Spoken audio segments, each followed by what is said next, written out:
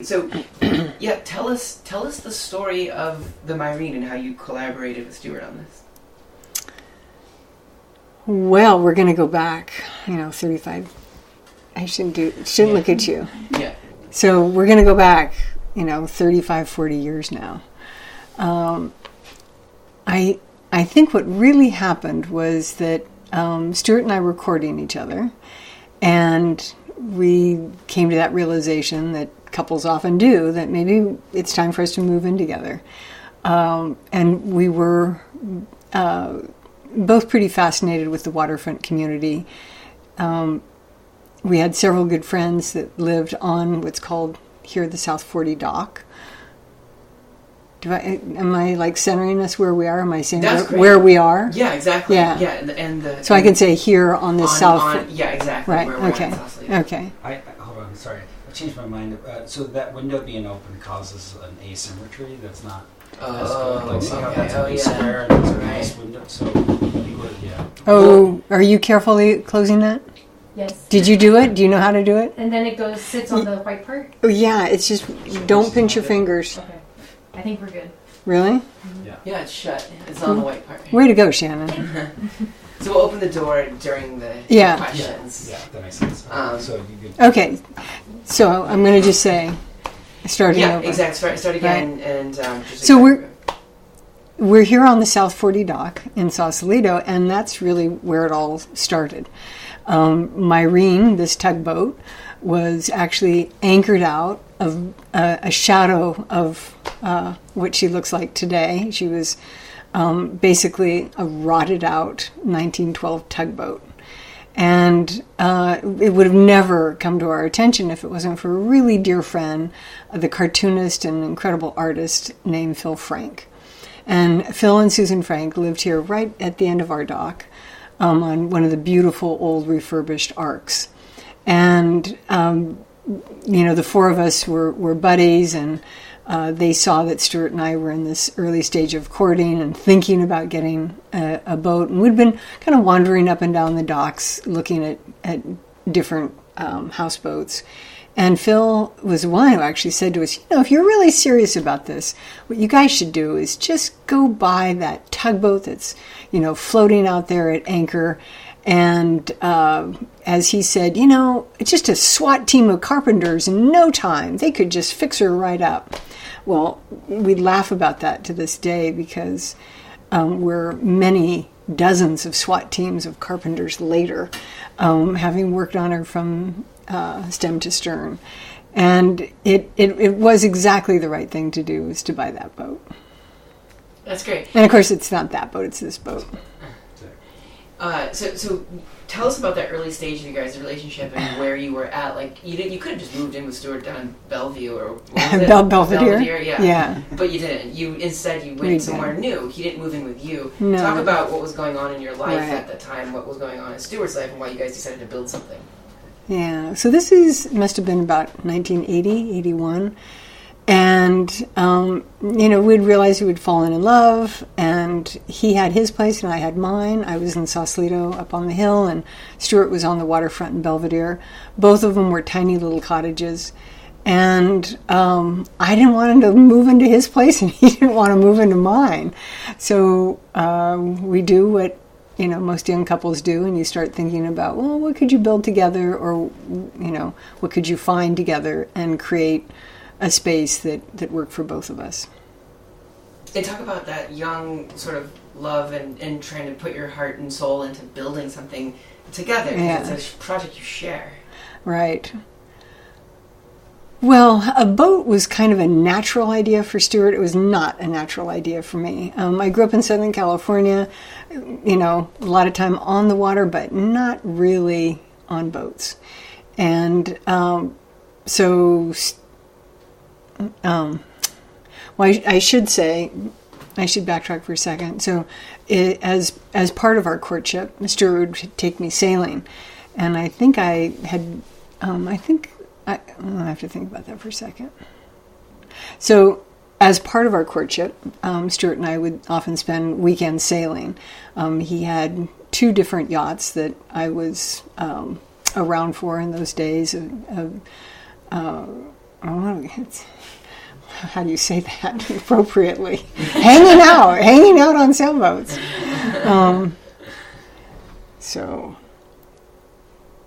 In those early days of our courtship, we did a bunch of sailing together, and Stuart had a beautiful sailboat that we'd often spend the weekends on, and it felt like the right thing to do to imagine living on a boat, not a sailboat because they're so tiny and they're not really designed quite for living on, but a tugboat was a different kettle of fish.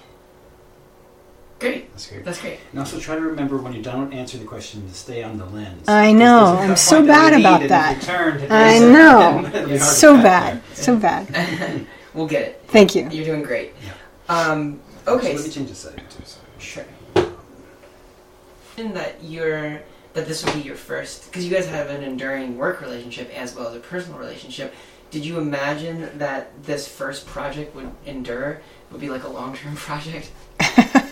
Well, to be honest, when Stuart and I started thinking about getting a boat together, I still didn't really necessarily think about it as a marriage. I was sort of a product of the 60s.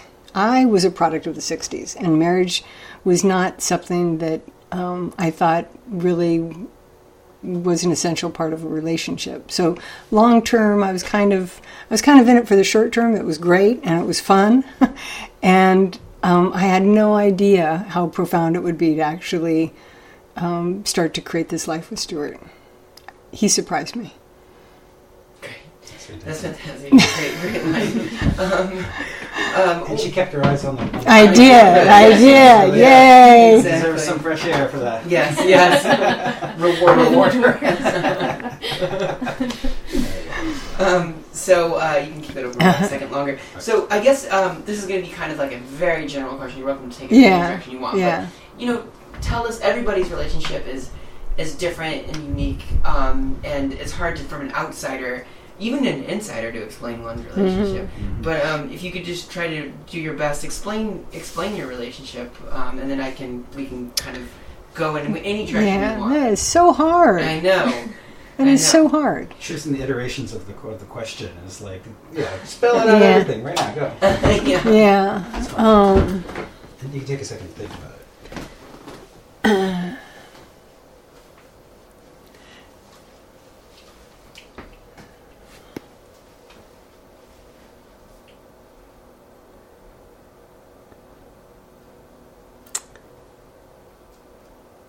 So I think we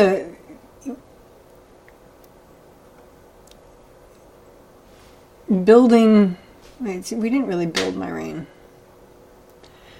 Taking on the tugboat Myrene was really the beginning of us truly working together. What it meant was that, the decisions about how far it doesn't really, I'm not going to go there. So have we established that I worked at Whole Earth early on? Yeah, that you had done the Jamboree and quit, and then moved on. Yeah. And so that's where we're at. Right.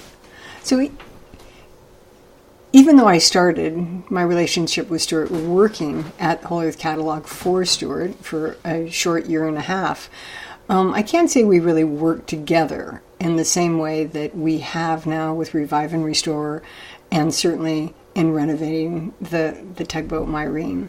In a way, the renovating of the tugboat Myrene was the most magical because we were really building something together that we were going to live on. And she, being a wooden boat, sort of has a life of her own that we wanted to respect. So one of the very most exciting parts of doing that was kind of going back in time and looking at the history of the boat. With that, we went up to Portland, actually started in Coos Bay, where the Myrene was built in 1912, and we actually met from one amazing person after another who actually had history with either the boat builders or the owners of the boat that had commissioned the building of Myrene, or folks at the Historical Society and photographers who had been chronicling the shipyards in Coos Bay over all those years. That sound getting you? A little bit, but what it's is not it? bad. It's like a plane or something. No, that's It's like a it's some kind of pressurized machine over Oh there. yeah, I wasn't even listening for it. Yeah. Probably. So I don't think that was that good anyway. It's too long. you can do another It's just way too long. Sure. So I have to figure out how to if put you that could. together. Yeah, Yeah. exactly.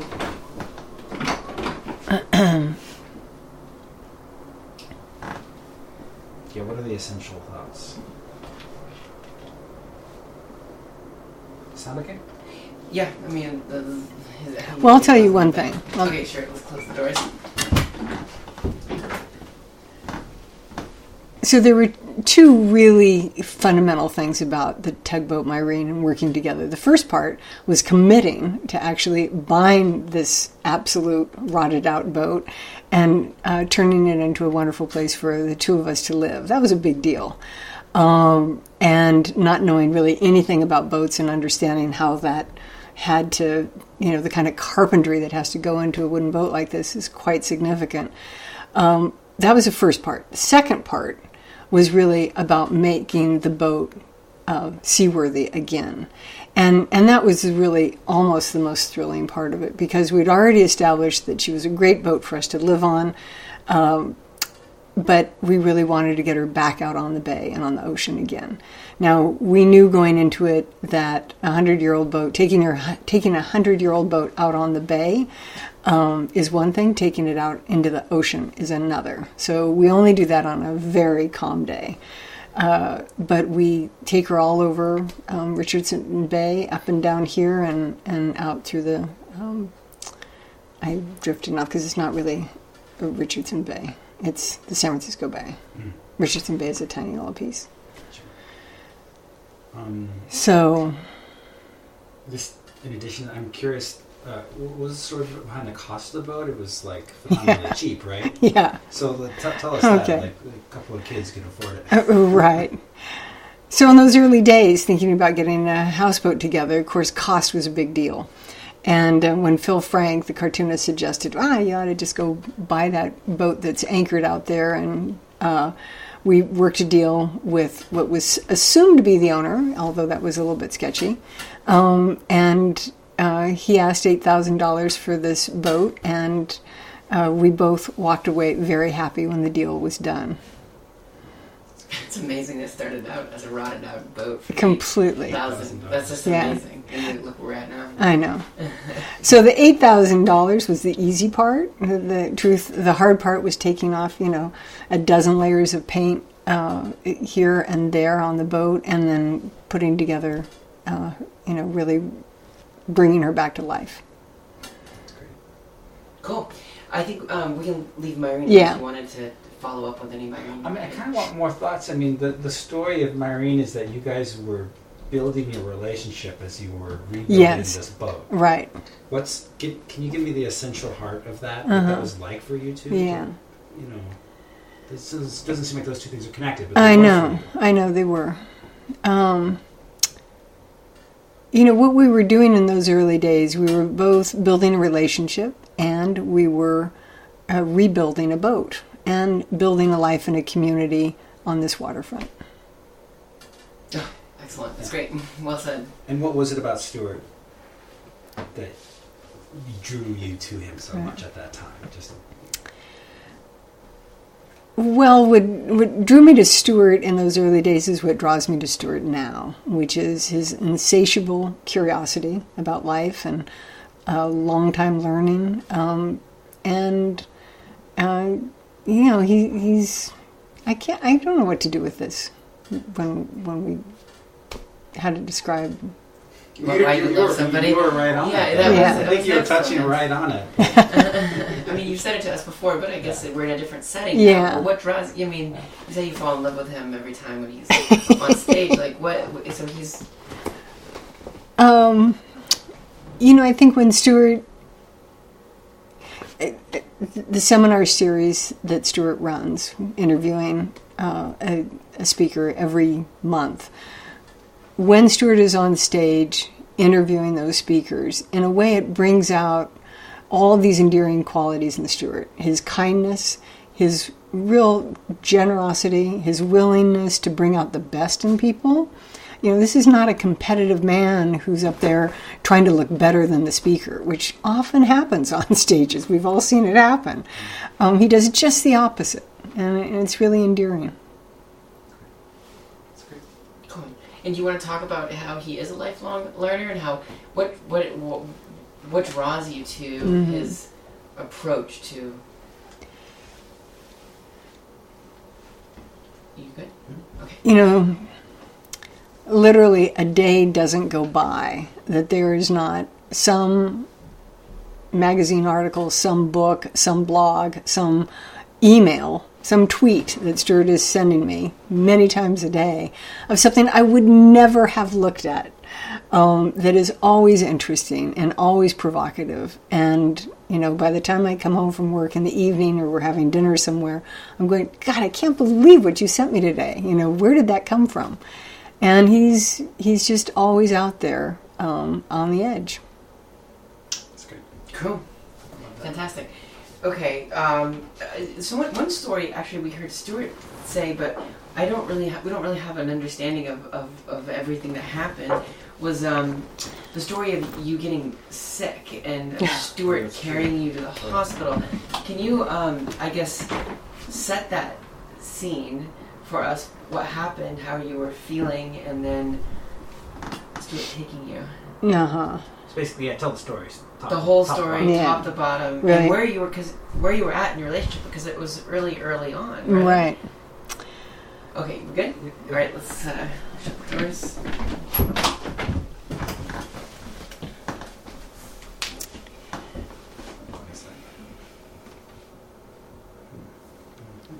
Okay. So, let's see, to begin with that. I'm sorry, this keeps making noise. I think it's the boat is going to creak. It's the boat creaking. It's the... There's some kind of flap. There's a little flap that has to do with the fan, and I don't think there's any way around that. I'm sorry. Okay. No worries. Sorry to interrupt. So when we were first dating, and even though I'd worked with Stuart, I still... Let's see...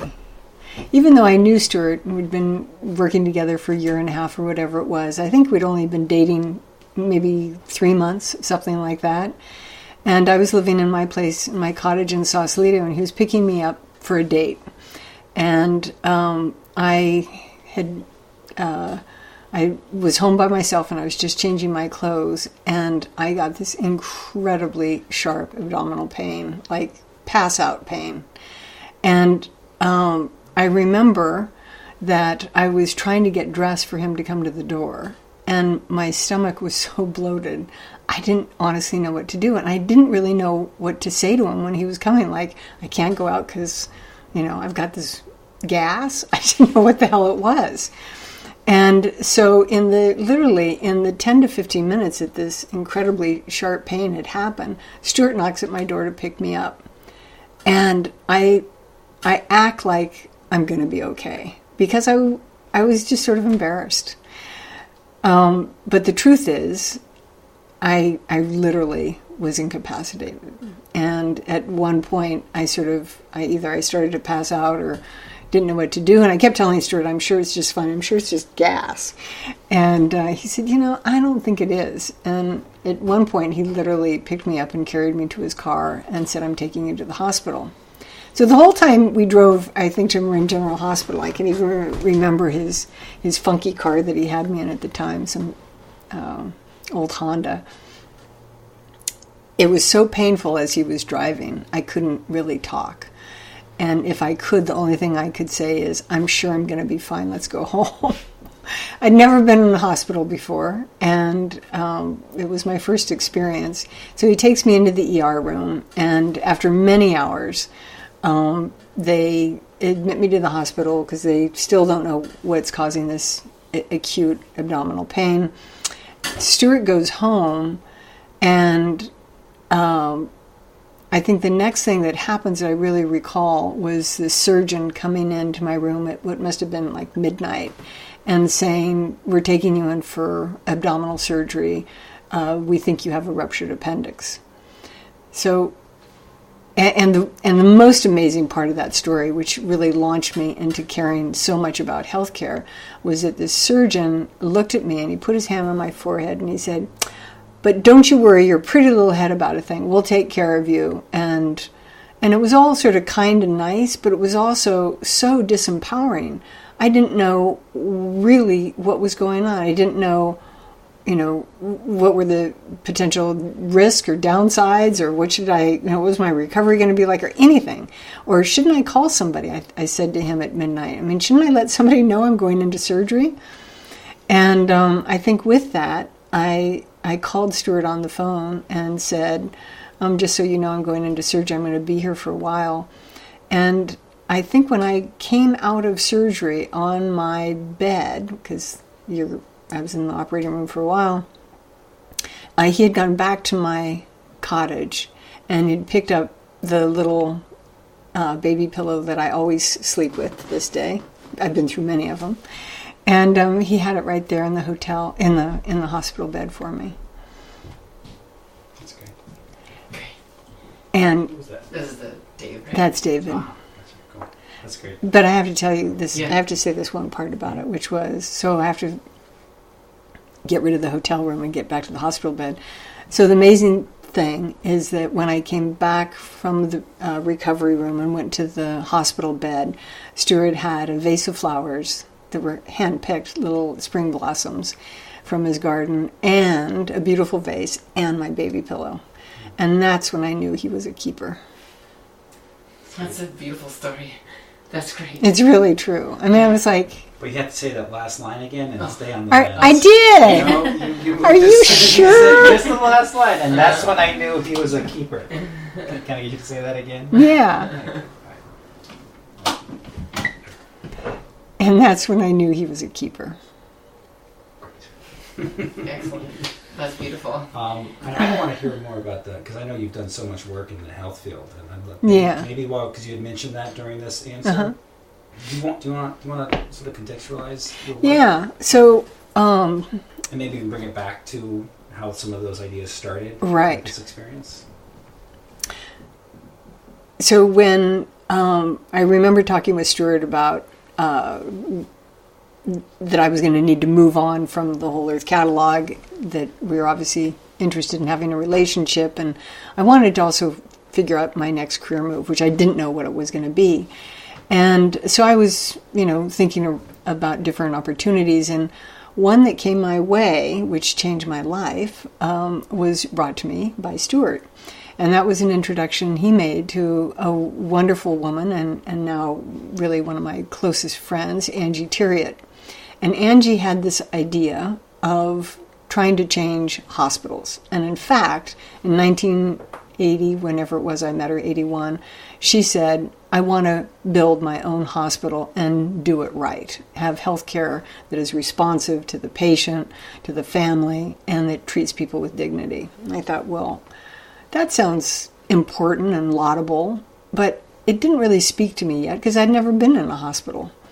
And so now, if you fast track forward another 3 months from when I met Angie and had been working with her a little bit, just, very part-time, trying to help her think through this idea of what it would take to change hospitals, I landed in the emergency room. And the whole saga went through, so I landed in the emergency room. And what I learned in that very short stay of, a week in the hospital and complications and stuff from abdominal surgery was that I never was given information from the time the surgeon said, don't worry, I'm taking you into surgery now, to the time that we were dealing with post-op recovery. There was very, very little patient information. It was like, don't ask questions. We're going to do the right thing. And one person's going to come in and tell you one thing, and another nurse is going to come in and do another. And then all of a sudden you're released from the hospital and you're supposed to resume your life as if nothing happened. It didn't work right. The system was flawed, and I figured here I was in Marin County getting the best of medical care. So all of a sudden, what Angie had been talking about of trying to change healthcare had a hugely personal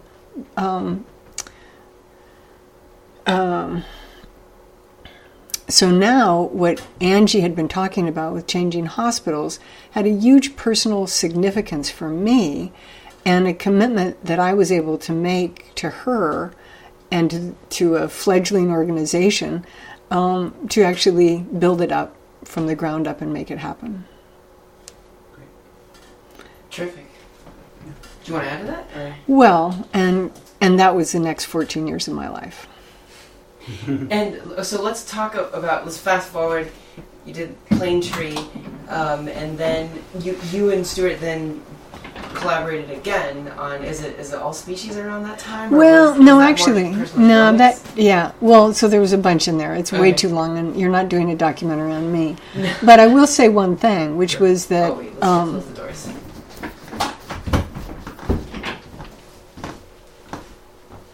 So Angie Terriot and I started this organization called Plane Tree. Plane Tree being the tree that Hippocrates taught the first medical students under. And that became the whole concept for our organization, to create teaching environments for health. And as part of that, I made a real commitment to making medical information available to the public. And in 1981, that was a really big deal. Now, meanwhile, Stuart became a board member for Plane Tree and really helped in so many ways, helped Angie and I think through how to take on this incredible task of humanizing healthcare. And one thing led to another. It became a very successful model. There are now hundreds of Plane Tree hospitals all over the world, and scores of patient medical libraries. I mean, in fact, most hospitals today will provide some kind of medical resource center for patients. That's great. Okay, cool. We'll talk about All Species and a few other things, but first, why don't we just touch on how you and Stuart collaborate at work? What is your working relationship like? Because besides sitting on boards and stuff, you guys also interact on a day-to-day basis. So right. Talk about your working relationship in a very general sense.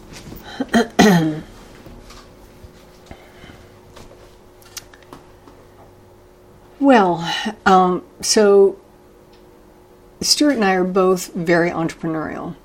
And in that sense, the way we approach challenges, big ideas, businesses, services, it comes from the same desire to actually create something new, to make a difference, not just to redo that which has already been done with a little bit of improvement, but to really think differently. And I think that's been incredibly complementary for both of us. And I think that it forces us to just keep ratcheting up on how far we can go with ideas. And probably no idea has been crazier or bigger or bolder than bringing back extinct species. That's great. Yeah, fantastic. That's a great ending. That's perfect. How else is it complementary? What else? Because he's big picture and you're executive director. How do you feed off of each other? Yeah.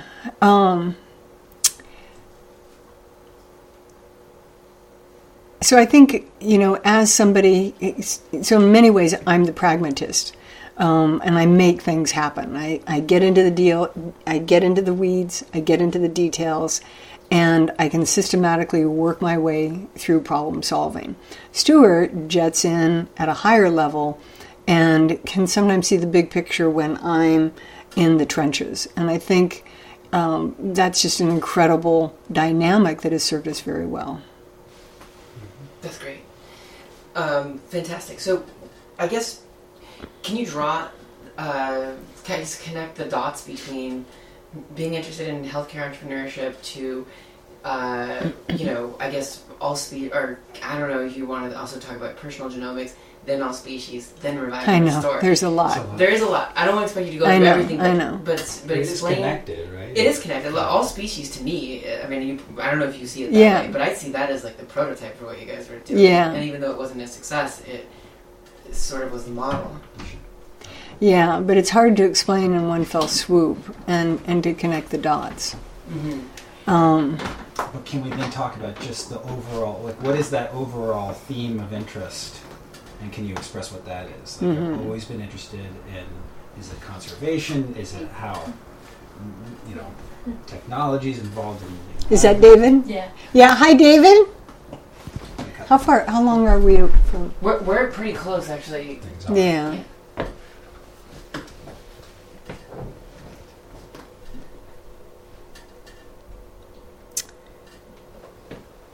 Well, I think a thread, let's see. There is a thread, and as I look back over my career, that I guess I've been teasing out in many different ways, and that is really how to empower people and species through the projects that I've helped create. And empower is empower is often a very trite word, but it's really doing something on behalf of and for the benefit of others. I agree. That's a great way to put it. I think you are. I think there's probably much better ways to put it, but no, I think that's sufficient. Also, there's also a curiosity about the code of life, or the sort of the zooming in. This is not 30,000 feet up. This is like in the code. So with genomics and all species and revive and restore, it's really on the ones and zeros level. It's true that now working in genomics, which I've been doing both with human genetics and with wildlife, I am in the weeds in the digital code.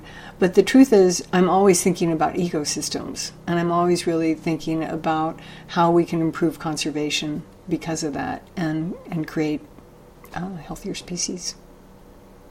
It's not good.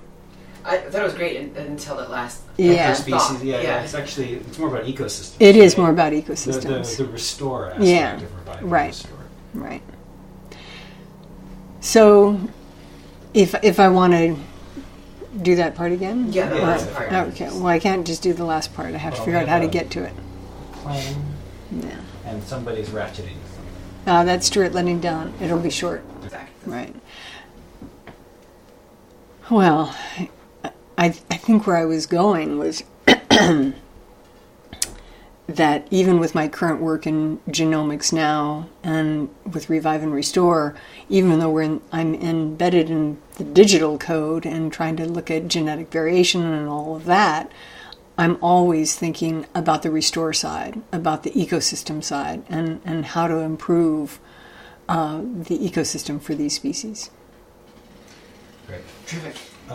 And what about, did we have any questions on hackers in there? Yeah, this is actually one of the... I'll save that for the end unless you have another question. No, well, just there's an opportunity to connect hackers to the coding of Okay, cool. species. Let's talk about that, because this is something that we have in our edit.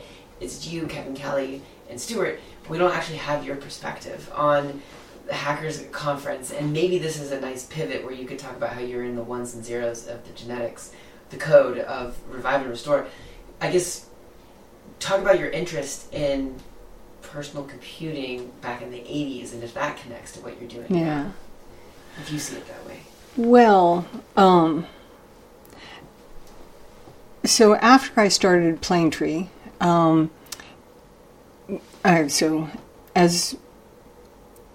with Planetree, we not only worked on the inpatient hospital situation, but we also worked on creating medical libraries for consumers.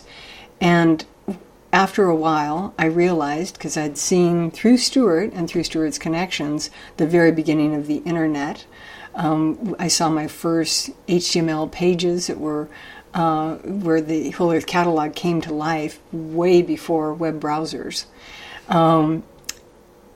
One of the things that I realized by getting this kind of preview to where the internet was going, or I should say where it was coming from, right? Because it wasn't going anywhere. It hadn't arrived. Because of Stuart, I had the opportunity to see the very beginning of how the internet was going to play out.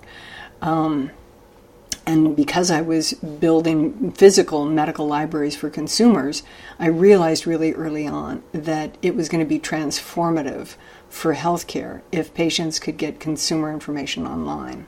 So with that, I started my very first company, which I called Direct Medical Knowledge.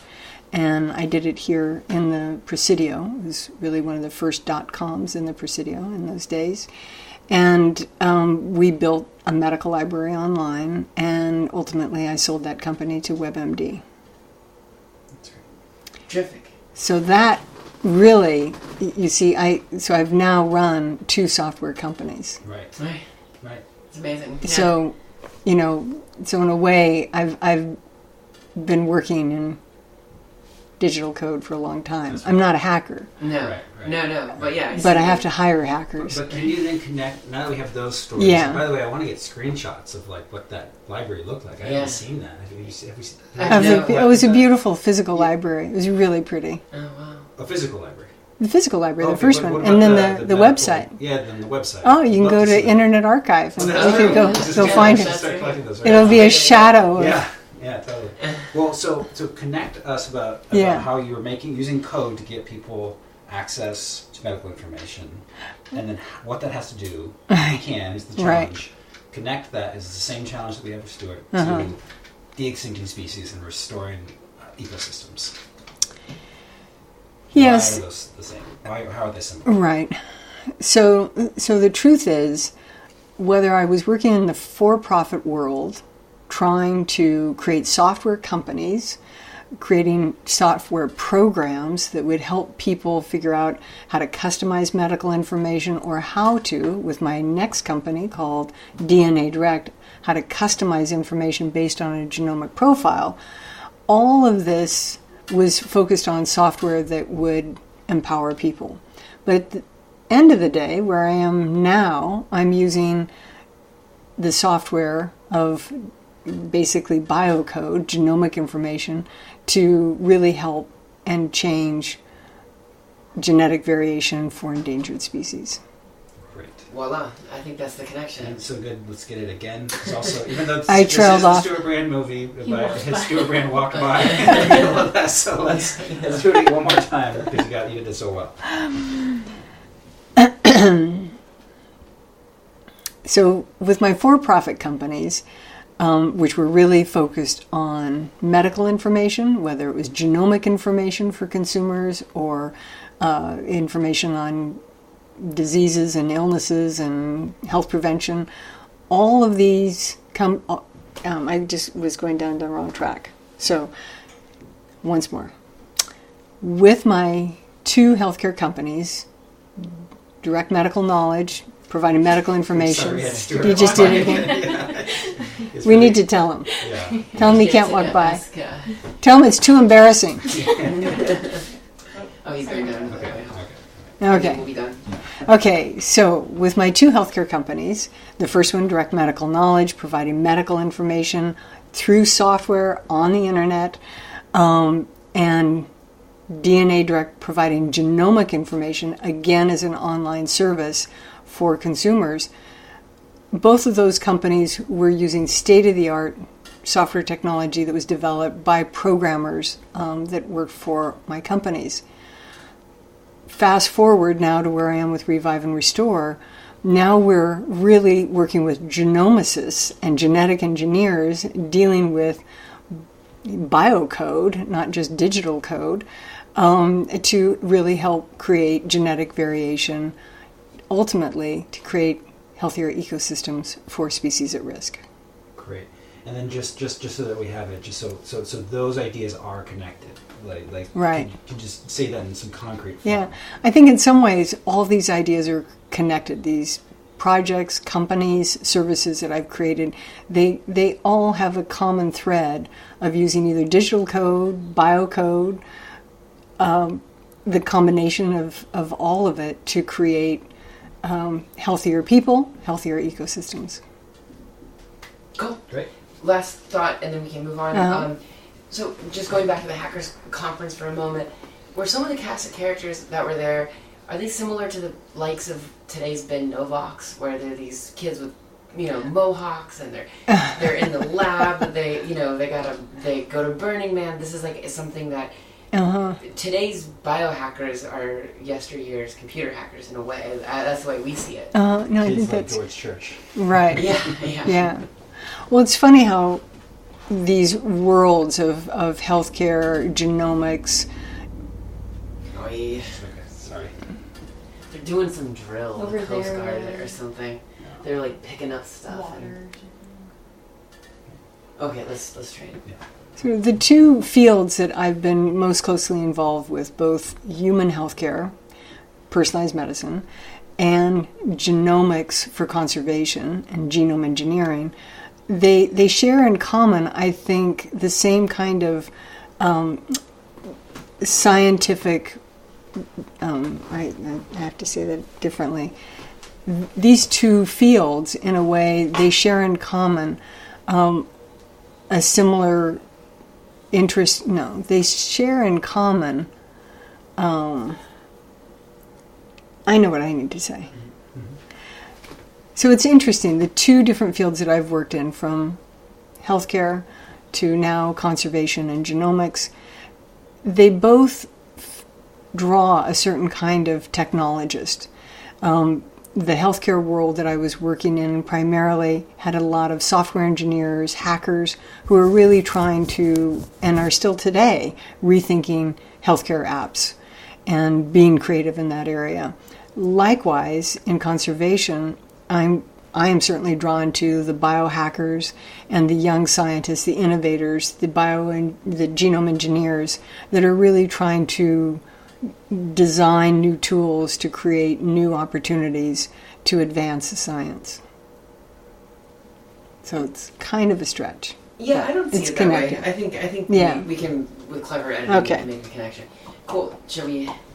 Anything else? Any final thoughts? I mean, I'm also curious, like, it's Stuart's most...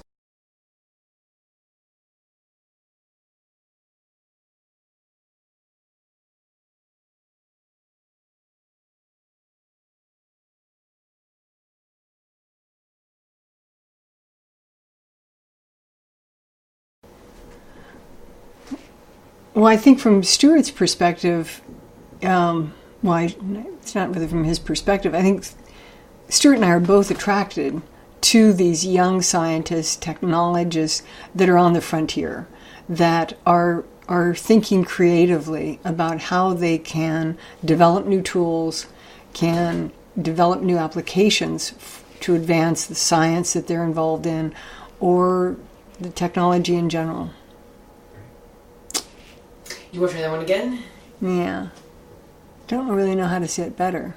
But is that more what you were thinking? It could is, be useful? Yeah, it is. Yeah. I think we just need to end it on a concrete. I know.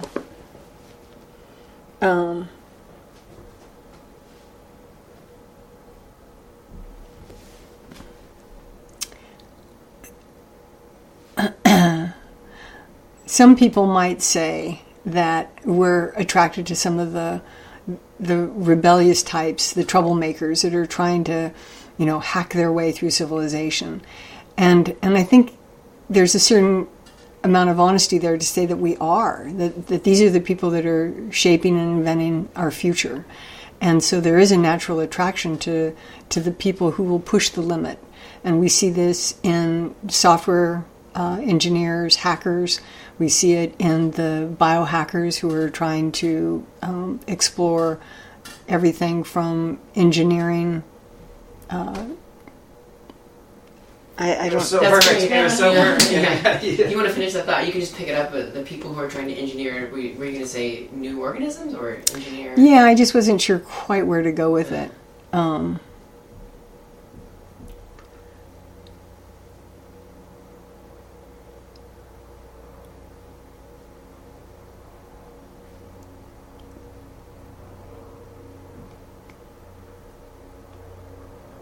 I'm listening to the helicopter.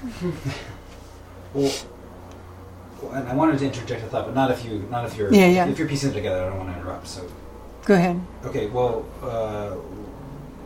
when I think about the kinds of people that were at the Hackers Conference and the kinds of people that are putting together the future of biotech and conservation, I think a lot of people have the same thoughts. Like the people who put together, the people at the Hackers Conference were people who eventually made things that people are very politically interested in right now, like Facebook. Like some of those thoughts went to the place, and I guess what I thought that you were trying to go towards, which I really liked, was that like you want to play a role in helping shape that future for the better of everybody. Because if we don't play roles, then the shape of the future could go the wrong direction.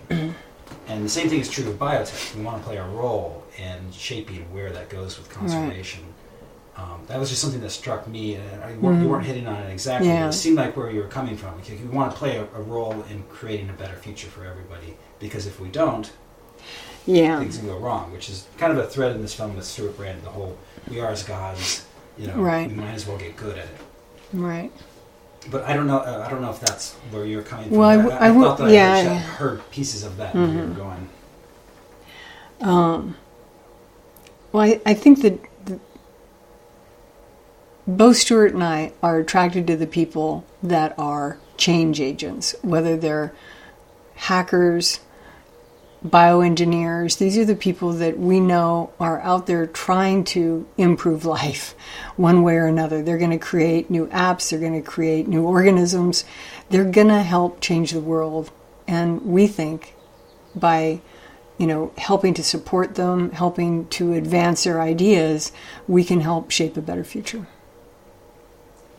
Great. Yeah. That's terrific.